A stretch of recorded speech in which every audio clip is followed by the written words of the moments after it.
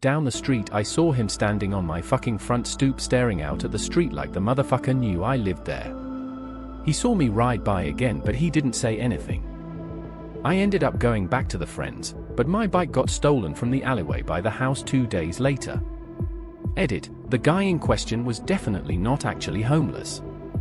We have a large population of mentally ill in that area, unfortunately, downtown of a medium-sized city, so if I didn't think the sidewalk was too narrow to pass otherwise I wouldn't have disturbed him.